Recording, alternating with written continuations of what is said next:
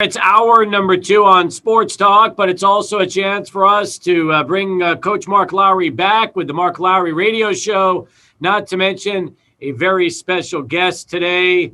We've got one of the key members of his club that's going to be joining us. Macca King is fresh off the golf course, and we're going to get a chance to say hello to him as well in just a moment. But first, Coach, it's great to have you back. And I know for a lot of the Locomotive faithful, they're excited for a lot of reasons. The season's right around the corner.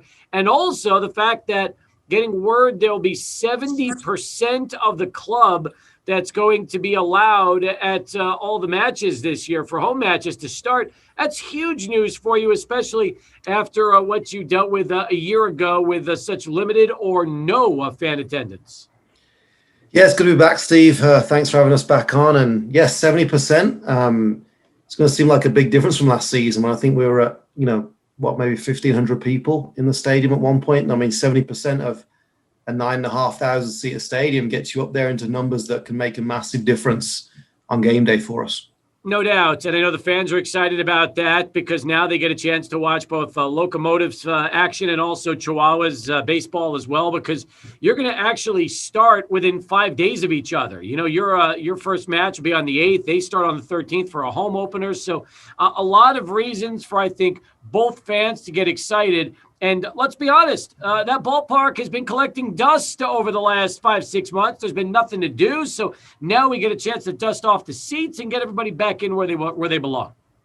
Yeah, that's right. I think things are going to start happening thick and fast now over the coming months with the Chihuahuas back in there. We're back in there. Kind of normal seasons, but somewhat condensed still. So you can have a concentration of games from both ball clubs over the next 6, 7, 8 months. And it's going to be good. And I know there's still plenty of tickets available. And then, we expect that 70% to be full for us on May 8th. Oh, with New Mexico in town, I would expect nothing short of a sellout. I think that's pretty obvious given the two teams and the rivalry and what it's turned into. And by the way, I know there's something special about a rivalry with El Paso and Albuquerque whenever it comes to either college or professional sports. But this particular rivalry heated up in a hurry because you were both expansion clubs the same season, and there was a lot of trash talking between both fan bases. So it seems like it is a perfect regional rivalry for these two teams.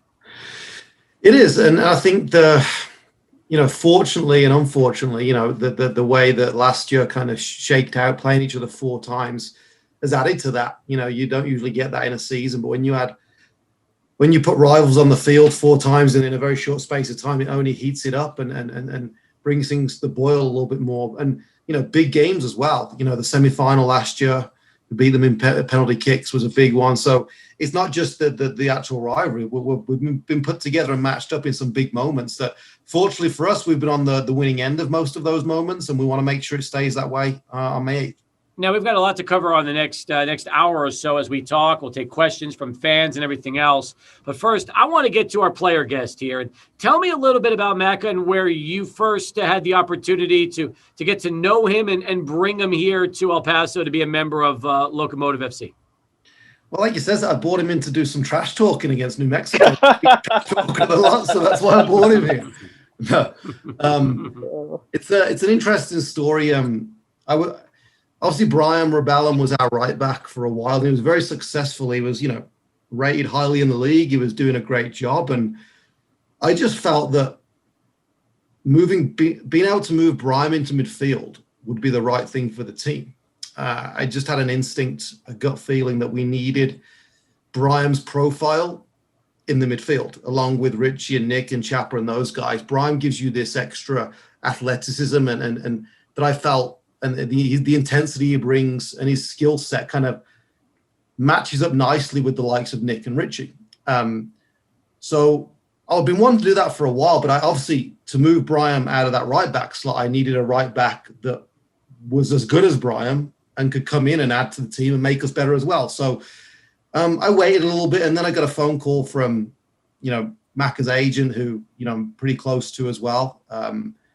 Alerted me to Macca's availability from Indy, and it kind of came midway through the year, which was a surprise. But when we looked into it a little bit, we felt like he was the right profile, the right person to come in to enable us to move Brian forward. And he comes in as the starting right back, and he can improve us in the right back position, also allows us to improve the team, having him and Brahim on the field down the right side. So that's kind of how it happened. And he came in, and we haven't really looked back since. Him and Brahim have formed an unbelievable relationship down that side of the field. Maka enjoys how we play. His skill set suits us. So it's kind of a great match at the end of the day. How well did you know his game from his time spent at Indy 11? I hadn't seen him play much, and I didn't know Maka personally, but watching some of his games, his quality on the ball, what he wants to do and likes to do kind of matches up with how we play. And the truth was, he probably wasn't getting the opportunity at Indy 11 to shine or to show his attacking attributes. He very much likes to get forward.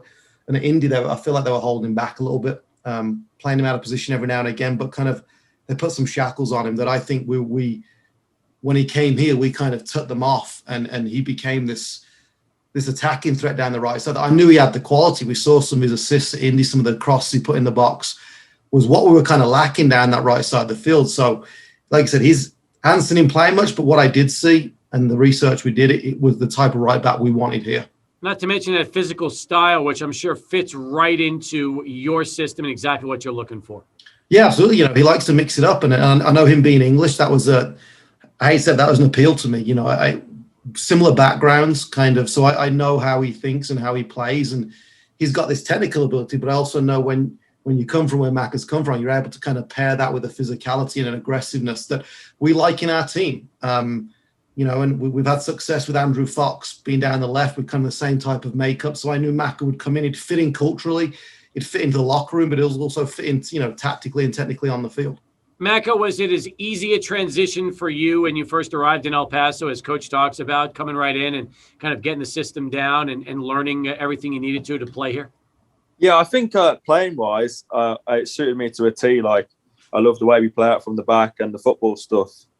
But, with all the whole COVID situation, and, like, I was training by myself when I got to El Paso for 2 weeks. So that was, like, mentally tough and whatnot. But other than that, I love playing like for this team and the way we play, and I just think it suits me massively. Now, you mentioned coming here for a couple of weeks and just having to train solo because of COVID. Prior to El Paso, tell me a little bit about, kind of the situation. Coach was talking about, not having that opportunity with the Indy 11 and ultimately having a chance to really shine once you came here to town. Yeah, I mean, Indy 11's a great club and they got some great players there. And I think I just didn't suit the way that we played. And obviously the coach and me were on different wavelengths. And like Mark said, he had restraints on me. I couldn't really show what I was about.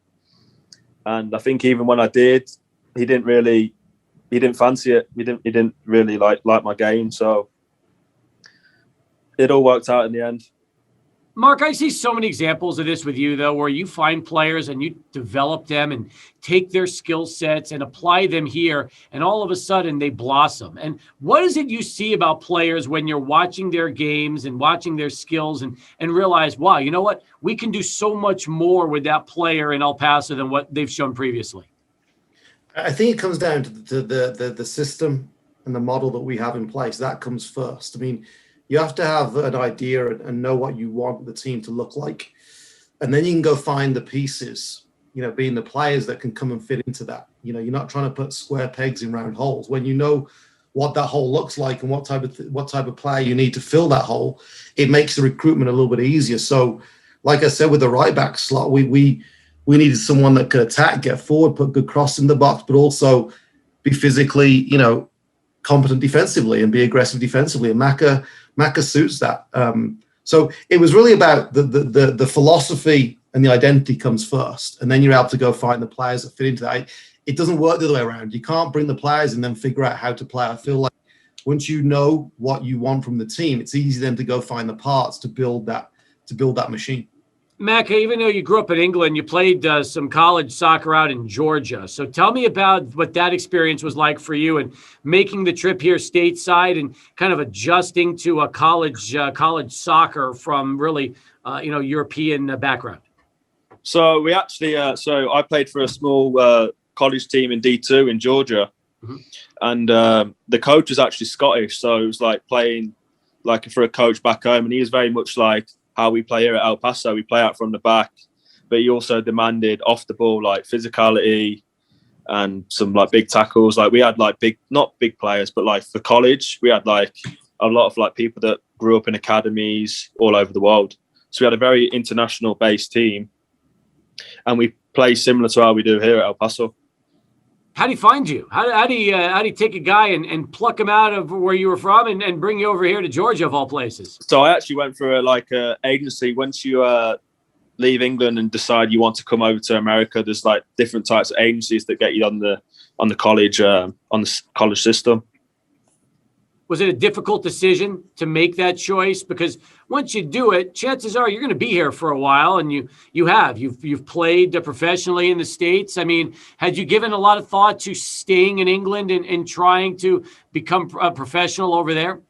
Yeah, I actually it was a tough decision. I got released by Leicester at 18, and I went on trial for a few 5th, 6th tier teams and a few championship teams at the time, but it's tough when you're 18 because there's a transition from 18 to first team. You're still a young boy, really, and they want men to literally go into their first team. So after I had a few setbacks, I was like, all right, I can go get an education and I can still play football full time. And we had a few ex-pros that I played with that came over here as well. So I was like, okay, that's what I want to do. You know, it's so interesting you said that, because obviously you're at Leicester and you're probably dreaming of the EPL like so many people do growing up over there. And it's the same here. You go and you play college sports and you're thinking, I'm going to go play in the NBA. And the next thing you know, you go overseas, have a nice career in Europe, make a lot of money, and then eventually come back. So I see the opposite end with American athletes that will sometimes go and pursue professional careers in Europe. And for you, an opportunity to come play your college ball here at a small school and then obviously develop into a professional career that could still take you back home down the road as you get older. But for now, having an opportunity to shine here in El Paso with Coach Lowry and El Paso Locomotive. Yeah, I mean, I love America. I mean, there's everything about America I love. I love playing golf, so the weather is just unbelievable to play in. It's too cold and wet back home. So a huge plus for you right now is golf. So people have to understand this about you, right? You love the opportunity to get on the golf course, have a little fun in between training. And El Paso, you're pretty much going to be able to play golf about 11 and a half months out of the year. Yeah, exactly. Yeah. Oh, it's great. Weather's lovely down here. As far as for you, what last season was like, coming on board here and really making an immediate impact, talk a little bit about that, scoring the goal and doing it of all teams against New Mexico. Well, I mean, it was an unbelievable cross by Dylan, and I mean, I was in the right place, right time, and yeah, it was a great feeling to score. I think we just conceded as well. I think it was that to draw 1-1. Yeah, it was at that point. Yeah. So yeah, especially like 5 minutes after they just scored, it's good to get back in the game, because I think we should have had 3 or 4 before that anyway. But I mean, that's football. But yeah, it was a great feeling. Was that your first goal, Mac? Your first pro goal? First pro goal? No, second.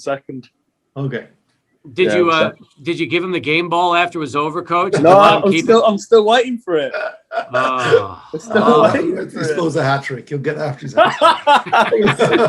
I'm not going to let him go in the box anymore, Steve. He's not. Lofty. I like I'll that. be tired by then. Yeah, lofty goals from his first goal, a second goal to a hat trick. I like that. All right. I don't score many headers, so we'll take it.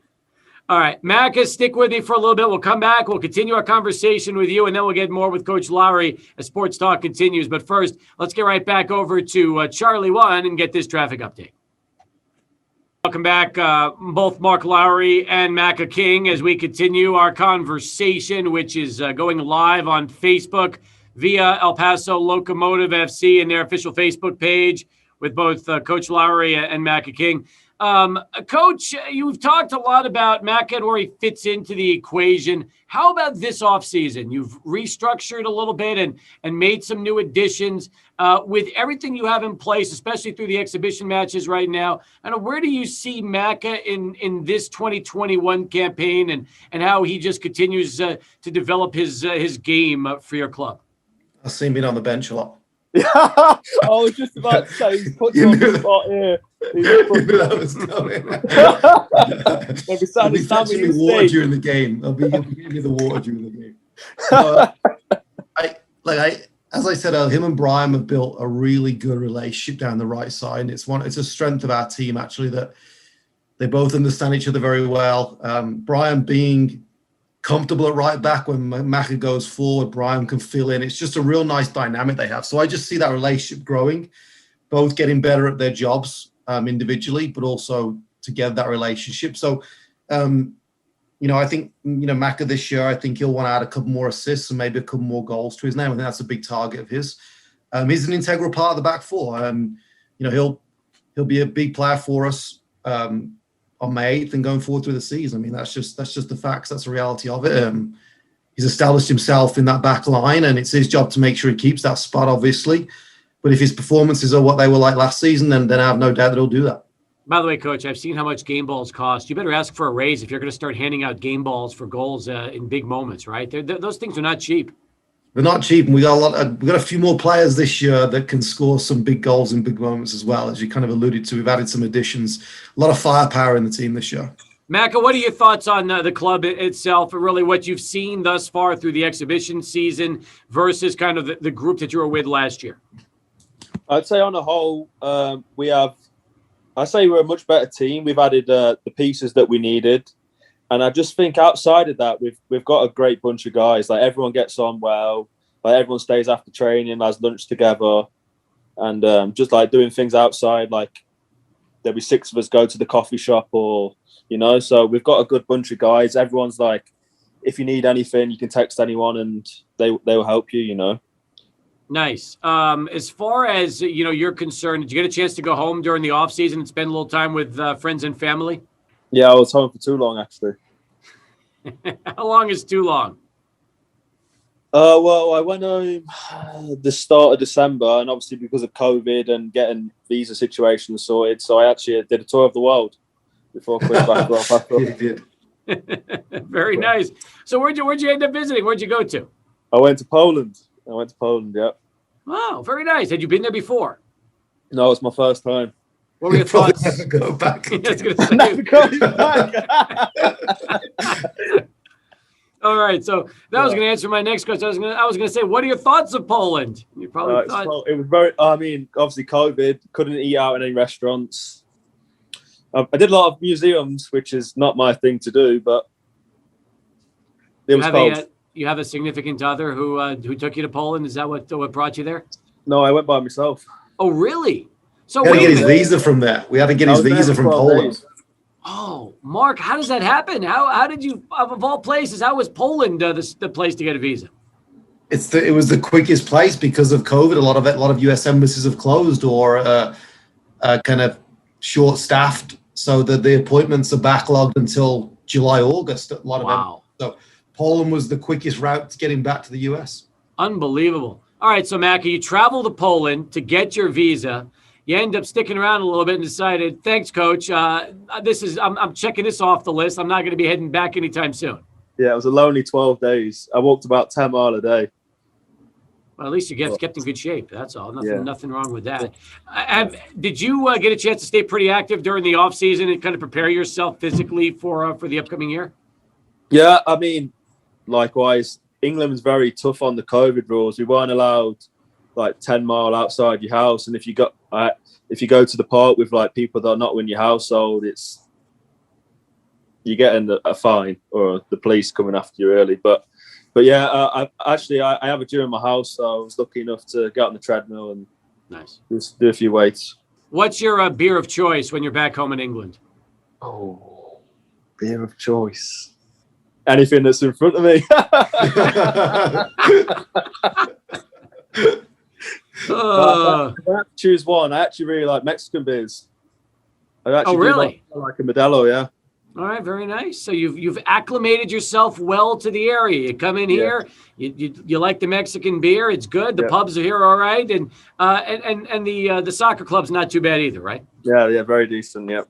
Good. What are your expectations this year? Obviously, a lot of fans want to see a championship in year 3. You've come close the first couple of seasons. I know what the coach is going to say. What about for you and the rest of the group?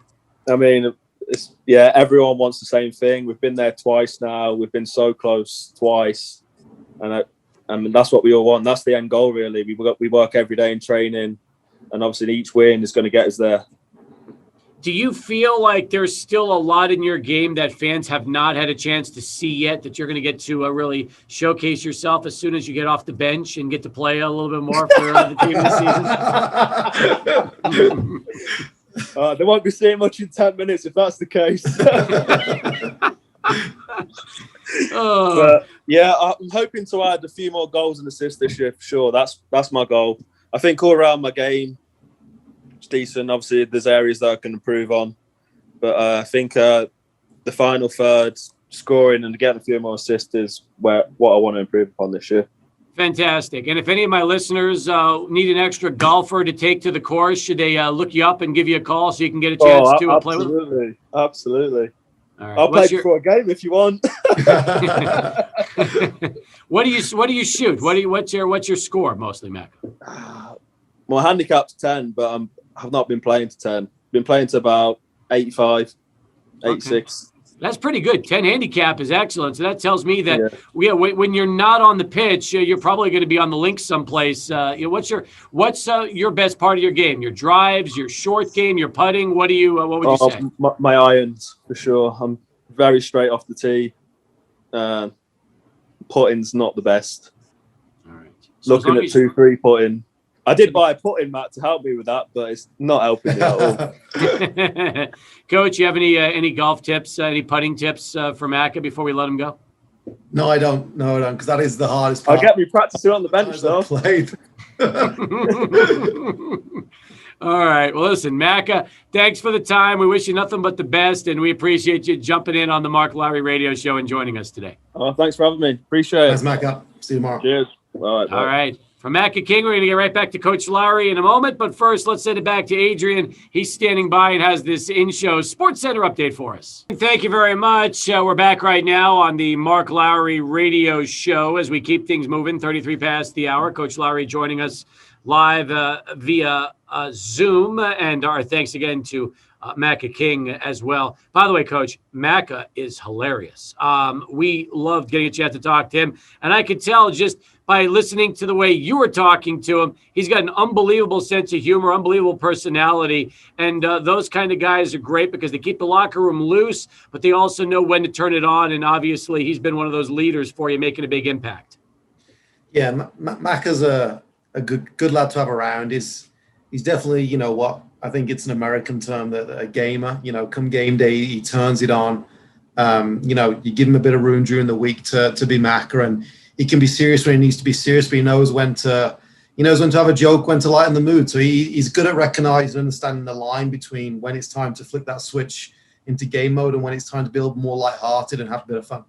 Now, you said it. He's a gamer. We know what that term's like. What do they say in England about guys like that? I think it's more the other way in England. We have kind of a phrase like, he's a Tuesday morning player. Like, he'll turn it on a Tuesday, but come game day, he goes missing.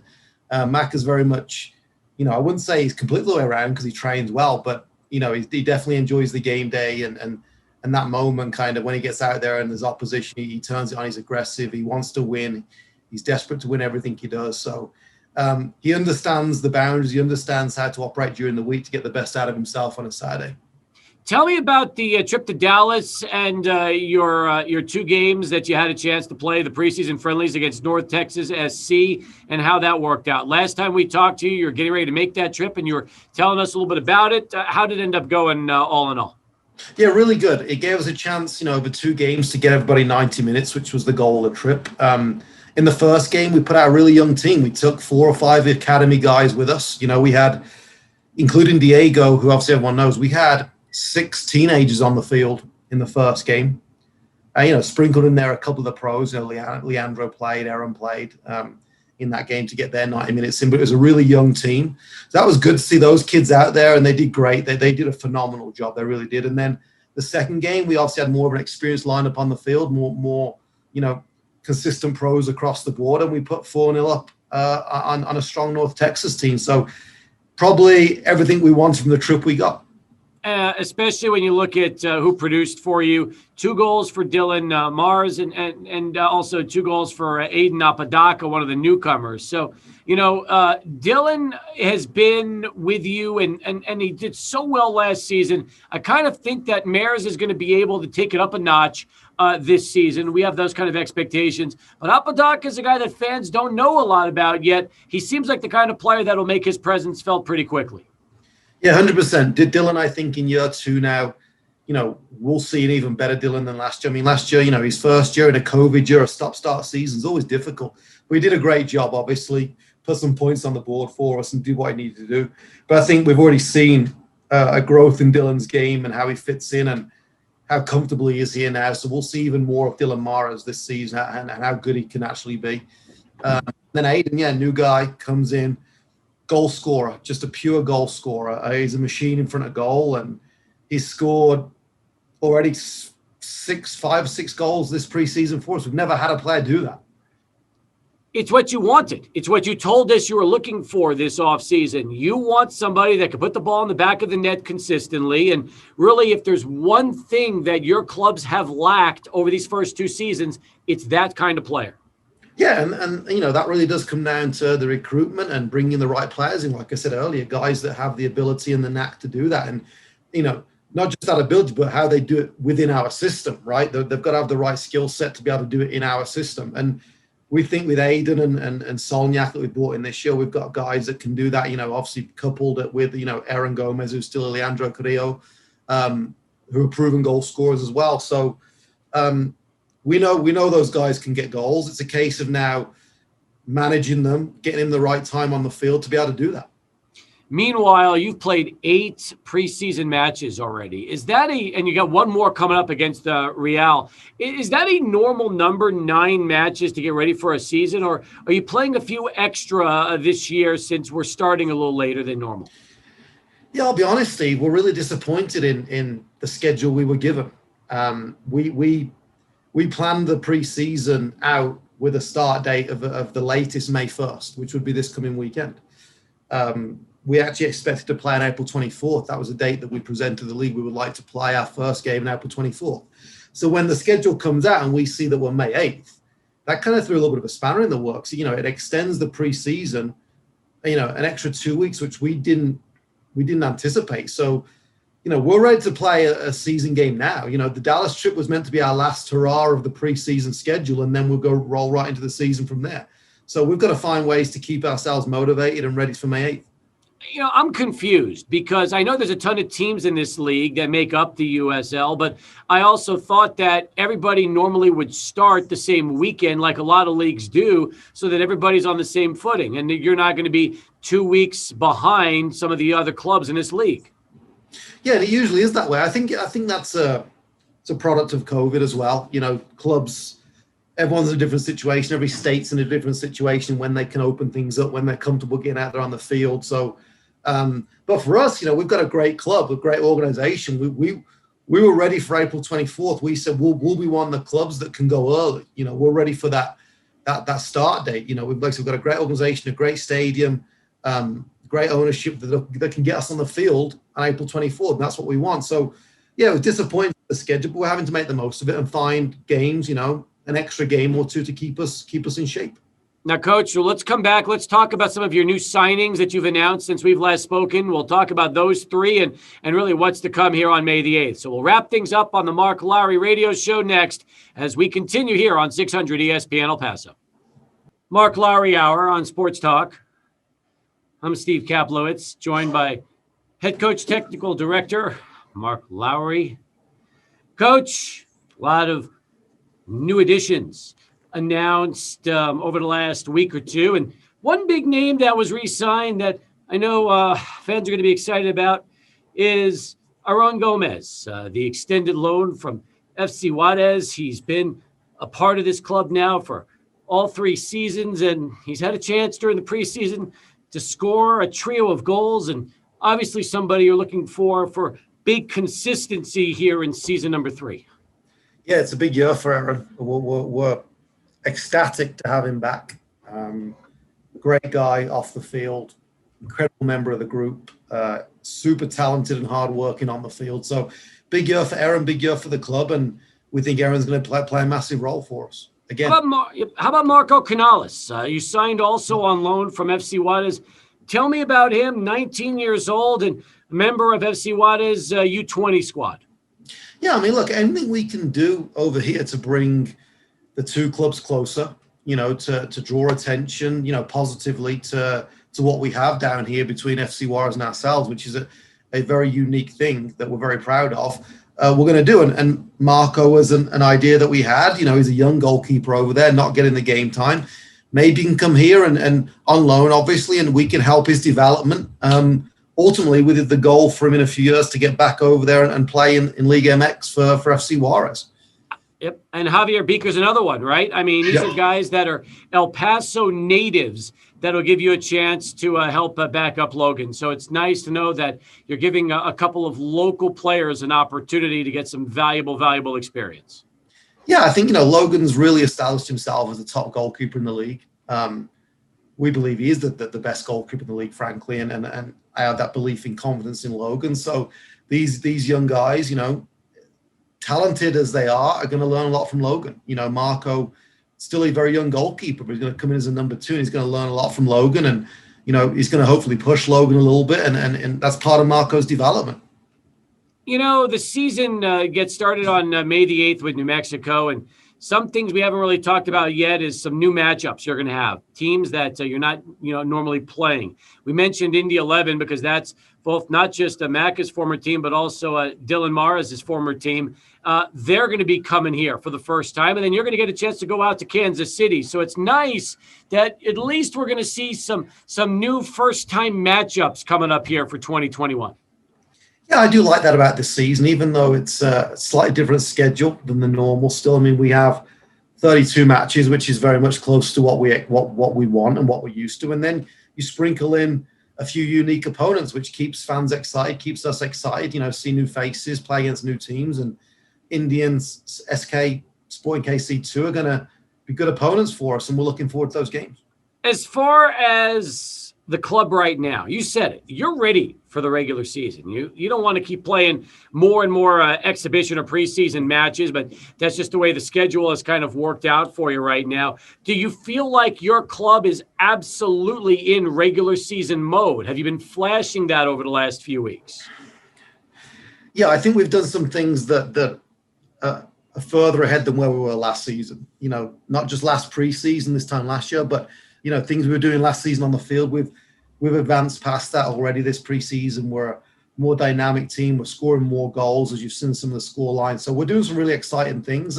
I think mid-season form, I don't think anyone can say that, at the end of preseason, because you still need games to do it more consistently, I guess. We've seen signs of the greatness that we want. The season's going to give us an opportunity to do it on a consistent basis in competitive games, which means something. So we think we're on to something really good and really exciting. You've also worked out the youngsters for much of this preseason. Now do you find that you almost want to get the playing roster really rounded into form? You said you did it against the last matchup in Dallas. I'm sure you're probably looking to do that against, Real Madrid and do that as well. So it all kind of makes sense now that you're getting the game, the way it's going to look for matches pretty much these last few exhibition games. Yeah, and that's how preseason works. You start to taper off at the end. It starts to look more and more like, what May 8th is going to look like from a personnel standpoint on the field, from an intensity standpoint and a minute standpoint and a quality standpoint. And the young guys have come in and done a real good job during preseason. We've been able to rotate them in to get minutes to allow us to kind of share minutes out. But as we've got closer to the season, those young guys, that the minutes have gone down a little bit. But that's normal. And it's nothing they've done wrong. It's just part of the preseason process. We've got a great group of pros that we need to make sure they're ready for May 8th. What are you hearing about the rest of the league? Do you think that from top to bottom this season, the league could be better as a whole? Or do you feel like it's pretty much going to be what we've seen the last couple of years? Give me your take on at least what you've seen around the rest of and what you've been hearing around the rest of the USL so far. Yeah, I think the USL gets better every year. I think clubs in the league understand more and more what's needed. and they grow and they get better and coaching gets better and more players come from MLS into the league and from abroad into the league, which improves the quality on the field. The fan bases get stronger at all these clubs, attendances grow. So I think from all standpoints, the league grows and gets stronger each year, which is good for us. It's good for El Paso. It's what we want. And it'll be another good test for us. But we feel like we're leaders in that. We feel like we're at the front of the pack. We've shown over the first 2 years how good we are and that we can reach finals. And, we've put ourselves on a bit of a pedestal where, teams want to come and knock us off now. So we need to make sure we're up for the test. You've set the bar high. I mean, there's no doubt about it. You really have. You've had 2 deep runs in the playoffs in your first 2 years. And yet it seemed like as you've been playing great football heading into the postseason, you've had to deal with injuries. You've had to deal with adversity. You put all that aside. The guys put it into another level, and it's been great. And I'm just hoping we get through 2021. You get a healthy year all year, and you actually have a chance to have a full, team at full strength going into the playoffs, because I'd love to see what that run's going to be like. Yeah, that's right. And we think that's the key this year. We have the group of players. We have the mentality. We know what we need to do. If we can keep them healthy throughout the season, particularly heading into the postseason, we've got to make sure we get the postseason first. But if we can do that and we're healthy, then we're going to be one of the teams to beat again. And they said we set the bar high and we want to go one further this year. And I believe keeping our strongest team available week to week is going to be key. We heard Macca talk about COVID and what he had to deal with back home when he was going to Poland to get his work visa to come back here. Do you feel like right now, because of the way everything's going with the vaccinations and COVID, it's going to be a much easier year to navigate from that perspective as opposed to what you had to deal with last year? Yeah, 100%. I think as every week goes by, there's less worry of, an outbreak throughout the team or throughout the group, in terms of that putting a stall on the season for us and the league and other teams. I think that worry starts to get more and more further away as we all get, go through the vaccination process and the communities do and the cities do. And things are changing every week. I think things are moving quickly now. We're at 70% capacity. I don't think that was the case a few weeks ago. I think we're looking at a much smaller number now. We feel more comfortable. And so I think as the months go on and we kind of hit the summer, that we'll be kind of in full flow from every aspect. Vaccination's a personal thing. It's a touchy subject for some people. Was it difficult for you to broach with players on your club to talk about that, as opposed to some players deciding, maybe they don't want to get vaccinated versus others that said, absolutely, let's get this done and get on with it? Well, like I say, it's a personal opinion, and we respect people's personal opinions on these things. We're not going to force anybody to do it. The majority of the squad was happy to do it, and we've gone through that process these last couple of weeks. And, we're at the place where we're pretty comfortable with what we have, and, we're ready to go. So, yeah, it's a personal preference, like you said, and we respect people's personal opinions on these things. And everyone's an adult. Everyone has the right to make that decision. There's no judgment involved. It is what it is. But we're in a good spot with it, we think. We're happy with the guys' approach to this, and we're ready to go. I'm excited. We're ready to go, too. May 8th can't come fast enough, right around the corner. It's terrific having you back on the show. I look forward to the next time we can actually talk about a regular season match that counts, which is going to be nice. But as always, thanks to you, Juan, the whole team out there with Locomotive FC, and giving us a chance to Zoom with you for the last hour, Coach. We appreciate it. Thanks, Steve. Hope to see you back here with 3 points under our belt against New Mexico. All right, that makes 2 of us. He's head coach Mark Lowry and technical director. You've been watching the Mark and listening to the Mark Lowry Hour here on 600 ESPN El Paso. Come back with more in a moment. Stay with us. Sports Talk continues. 600 ESPN El Paso.